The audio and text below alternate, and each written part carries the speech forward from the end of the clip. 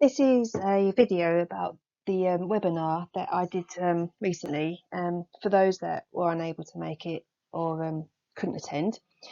So the overview of positive anger coaching is essentially a 6-week anger management program that I've been teaching for years that I've now developed into an online course. So this webinar is an overview of that course condensed into like 15-20 minutes. And there will be a lot of it that's not included that is in the course. But I just wanted to include the fundamental parts of what the course is about and to talk about what is positive anger. So what is positive anger and why is it important? Before we go on, just pause the video and get pen and paper and write down what you think anger is. And then you can return to it later and see if that's changed or not. But for now, let's just carry on. And positive anger, for instance, it's protective. It's protective because it gives you a voice. It stops people from abusing you verbally, essentially, and it keeps you safe from perceived threats. So a good example that I like to use is Martin Luther King Jr. So he was a leader and a spokesperson in the civil rights movement to end racial discrimination and segregation. He essentially transformed his anger at what he was seeing and what he was involved in into action and peacefully protested to demand justice, to stand up for humanity. So when you feel that you're being treated unfairly or abusively, positive anger can give you a voice to stand up for yourself. And positive anger is a motivating force. Usually, we are more likely to pursue our goals when we're angry, which might sound a bit counterproductive, but positive anger gives us the motivation to act, to do something about it. And it can help you to become more strong and confident, pushing you to get your wants and your needs met. And positive anger is resilient. Now, resilience is a massive topic on itself in addition to doing positive anger. But when you're using positive anger, you are more likely to able to bounce back from adversities. You're less likely to hold grudges. You can forgive people easily and forgive yourself better because you feel more confident and strong to be able to do that. It's essentially gives you like a healthy, constructive perception of like what was bad. And positive anger is transformative. So obviously, if we think back to Martin Luther King being transformative, he turned his anger into action.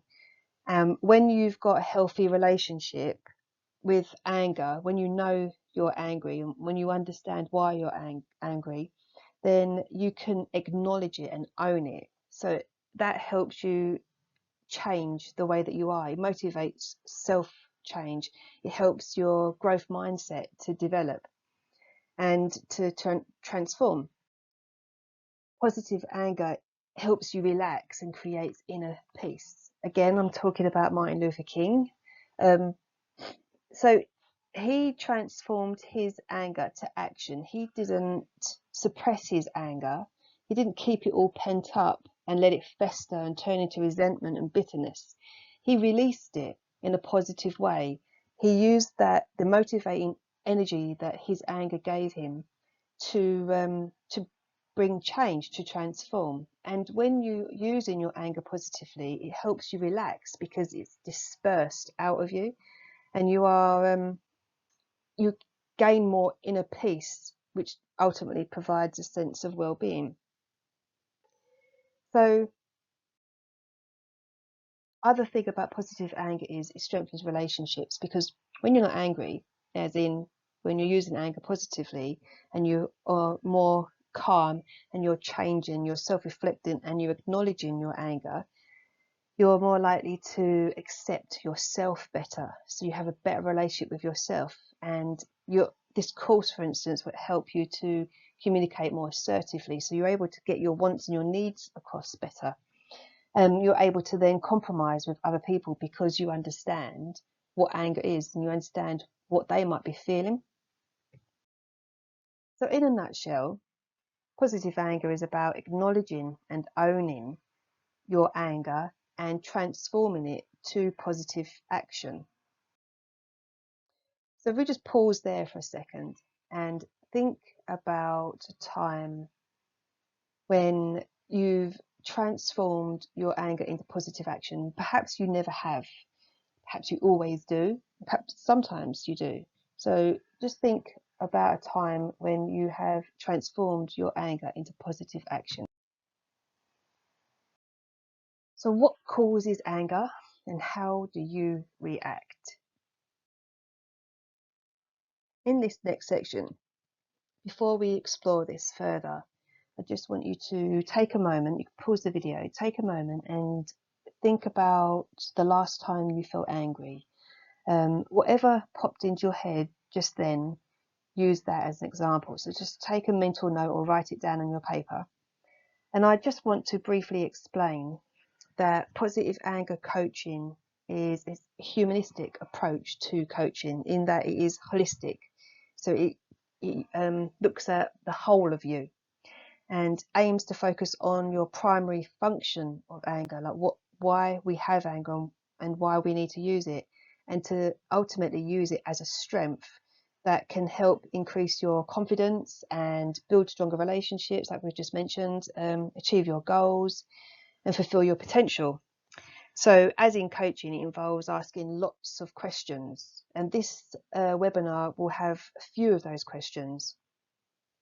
So just remember when you were last angry, and here are some questions for you.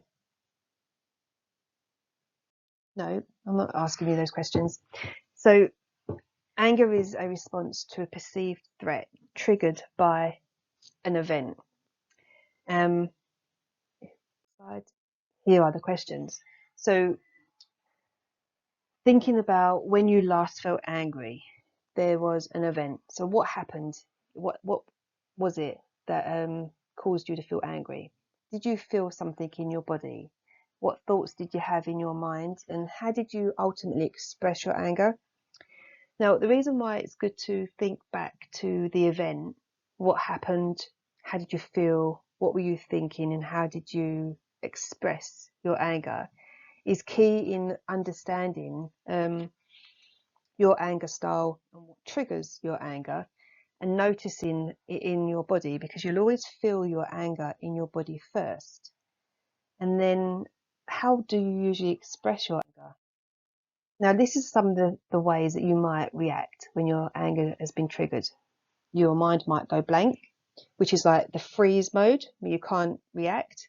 You might insult the other person back. You might punch walls. Your body might shake. You might start to sweat. You will probably have fast and heavy breathing. You might throw things. You might go down and be quiet. You might stare at the other person aggressively. Your face might turn red.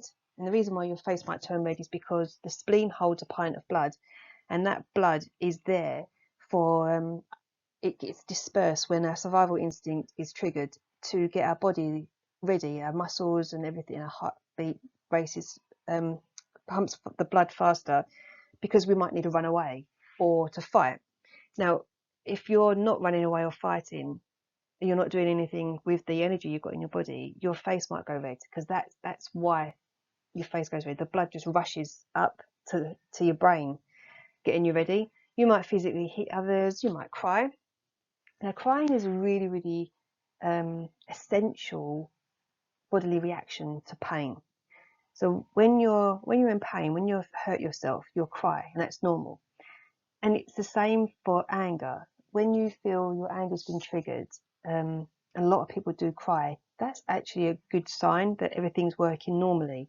It's when you've stopped crying, there's a problem. Okay, so I encourage you to let the tears flow, and that includes the guys as well. Okay, I don't like this notion that crying is for babies and crying's only like a female thing. It's just that is just not true, because we are all human, you know. So if you're hurting, if you're angry, if you're sad, let the tears flow. You might feel sick to the stomach, you might get headaches. Now, in the course, I would explain why we have these bodily reactions, but I'm just giving you an overview of what might happen to you when your anger has been triggered. Here is an anger trigger diagram. As you can see, there is a spark, a fuse, and the dynamite. So the spark is the event or the thing that's triggered it. If you've allowed that spark to light your fuse, then you're going to get the thoughts and the feelings. And depending on how long or short your fuse is, determines how quickly or slowly you will react. And your behavior might be external or internal. So it might be explosive or implosive. Part of learning about positive anger on the online course is understanding what your triggers are, what your thoughts are, how you feel, and then ultimately how you behave, and then managing that so that you don't implode or explode. So anger is also a response to our unmet needs triggered by a lack of self-awareness. A lot of people just function automatically. They're not really thinking about what they want, what they need. They just react in the survival mode, for instance. And if you're functioning automatically, you're not going to know what your needs and what your wants are, but it will be within. It's so hidden, it's so under the surface that it kind of bypasses all that, and then you react. And having self-awareness is about thinking more. What do you need and what do you want? So again, pause the video and look at these questions. What do you require to succeed, achieve something, or just to survive? So Maslow's hierarchy of needs is we need food, we need shelter, we need water, we need warmth. They are fundamental needs to our survival, but some of us need additional needs like love and compassion and words of affirmation. So that's like one of my needs is I like to be told I'm doing well. That is a need of mine. So if I'm being told insulted, if I'm being insulted or put down, it affects me and it could trigger me. So what are your needs? What are your values? How would you like others to treat you? What's really important to you in life? And what do you not need? I do not need to be in an environment that's really, really loud and kind of like violent. You know, being around people that are really aggressive all the time. Ironically, I teach anger management, right? So I'm around a lot of aggressive people, but I know it's not personal, it's not directed at me. So in those situations, I'm absolutely fine with. But if I'm around people who are like my family members and it's all kicking off, I do not like being around that. That is something I do not need, and it actually triggers my own anger. So take some time to look into what is it that you need. Anger is a response to our repressed shadow, triggered by that which we cannot see in ourselves. Shadow work is a fundamental approach to working through your anger. It's something that I can't explain in a webinar because it's just too much of a big topic, but it is in the online course. And if I click this slide, Carl Jung says something that is everything that irritates us about others can lead us to an understanding of ourselves. So like I said about self-actualization, self-awareness, when you know yourself more, you're more likely to have less shadows operating. And a shadow essentially is something that we hide, deny, or repress. It's something that we've hidden, we don't like in ourselves. So how to discover your shadow is think of someone who irritates you. What is it about them that you find annoying? Is this something that you do? And are you willing or able to own that part of yourself? So here's an example of one of my shadows. When I was at school, I was very good at pretty much everything I did. I was like one of those high achieving students. And I remember being in history class once, getting another question right, when I overheard someone saying, she thinks she knows it all. Like, who does she think she is? And that wasn't the only time I'd heard that. I'd heard that quite a few times, and it really affected me because I don't think I'm anything. And I definitely don't think I know it all. Otherwise, why would I be in school? I mean, if you know anything about me, you'll know I'm a perpetual student. I just love learning. So if if I love learning, that's because I don't think I know it all, okay? But other people saw something in me that they didn't like, and I started to hide that. I started to deny that part of me and repress it, and I almost tried to behave like I was stupid so that I'd fit in and that people wouldn't think that I thought I was a know-it-all. And then that kind of came with me when I became an adult and got into business and started to follow other business women. And I started to look at certain women and think they know it all. And I suddenly, as soon as I thought that, I was like, I recognize that. What is that? And it's because it was a shadow. It was a shadow that I had hidden in myself. It was something that triggered in me. I saw it in someone else. And I had to bring it out of the darkness and look at it and own it and say, I see you, I can see what you're doing. And it isn't that I was looking at these women thinking they know it all. It was because I can do it too. I have the ability to succeed as well. I know what I do. I know anger management. And it was really freeing and liberating. And that was just one of my shadows. So this is something that would really help you cultivate your positive anger. So again, who think of someone that irritates you and what is it about them that you find annoying? Because it's probably something that you do that you don't like in yourself. So that's a dark shadow. If there's something that they do that you find annoying, but it's a good thing. So like exercising, if somebody who does exercise all the time and you don't like it, you think that's annoying, it's probably because you're quite fit. You've just stopped exercising yourself. So that's the golden shadow. And own it. So own that part of you. You can take a snapshot of this or just jot down the parts of you that you hide, deny, or repress. Okay, so obviously there's 8 parts there. You might only find one for now, but I really highly recommend you start exploring what you're denying in yourself. So, how to cultivate positive anger and transform your life. Here, I always start my online course or any of my programs with talking about emotions.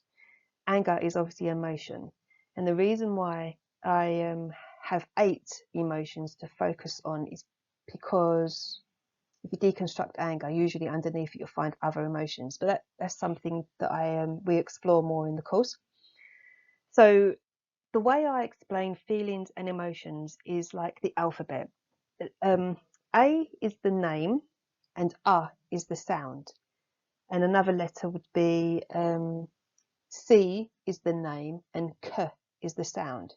So emotion is the name, and feeling is the sensations of what's going on when your emotions be triggered. So here's an example: irritated or frustrated. If that's what you're feeling, then the emotion is anger or angry.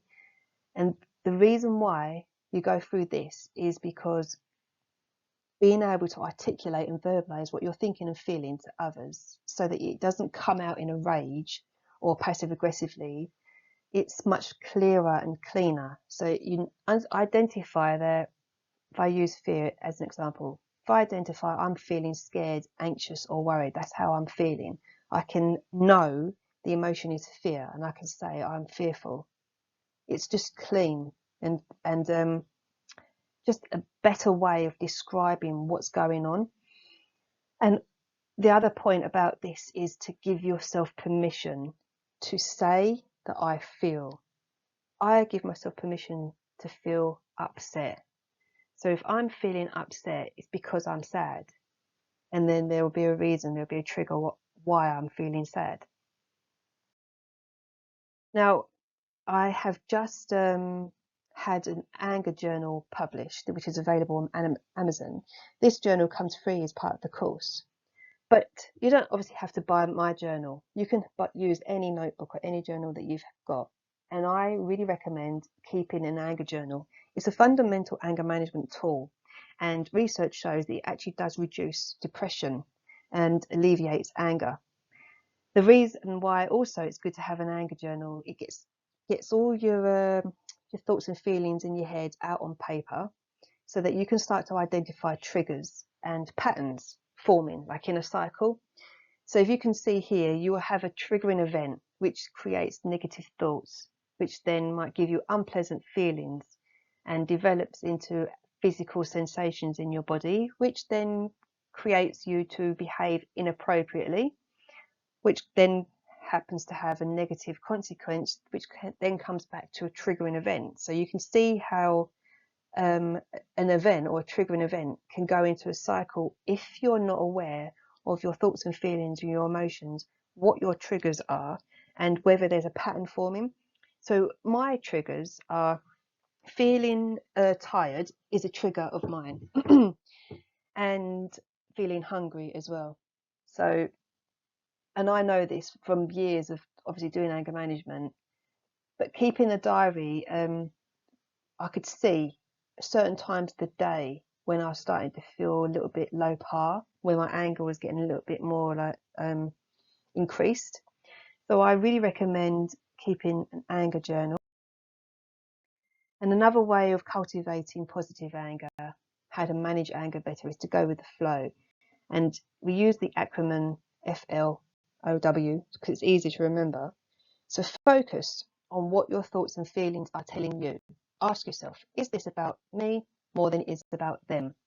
And if you're in touch with your shadow, this is when that will work, because it's usually about you. Okay? Listen to what is being said. When the other person's arguing with you or shouting at you, are they sad or are they hurting? What is it that they are trying to tell you? What do they want you to do for them? And then observe the situation. What's really happening here? What could you be missing that's caused them to behave this way? What might have triggered their anger? So if we use a child as an example, they could be tired or hungry. Okay. What's the observation that you've seen around this situation leading up to the moment where they're starting to rage? What's actually happening? And then wait before you respond. Take a breath. Think about, what outcome do you really want here?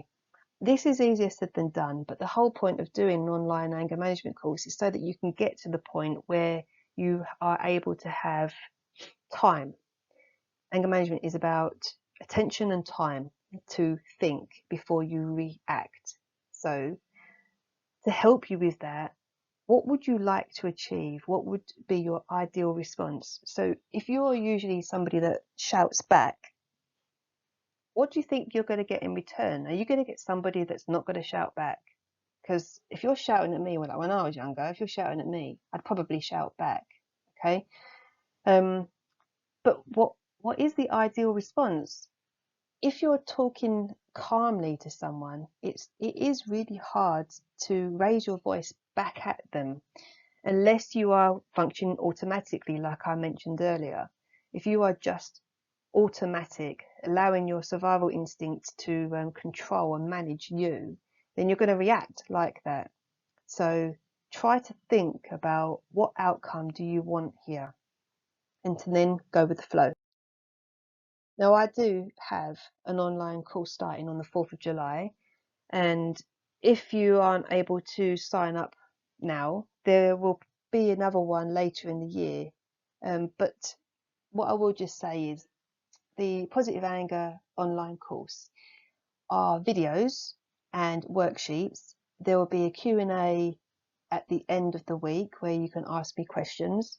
And then at the end of the course, so depending on how people feel and whether like you want to, if you were to do this course, is a private group, because another anger management tool is to have an anger buddy, someone that you can talk to. And I don't just mean your friends or your family members, because as much as they're great and that's a good support network to have, when you go through something and someone else has too, especially like a course, you can remind each other of what you've learned and support each other and encourage each other. And it just builds a camaraderie between. I've seen it happen like in the group works that I've done. It's like they're getting additional anger management. You know, they do the course and then they've got like more anger management training after. So that's something else that will come with this course.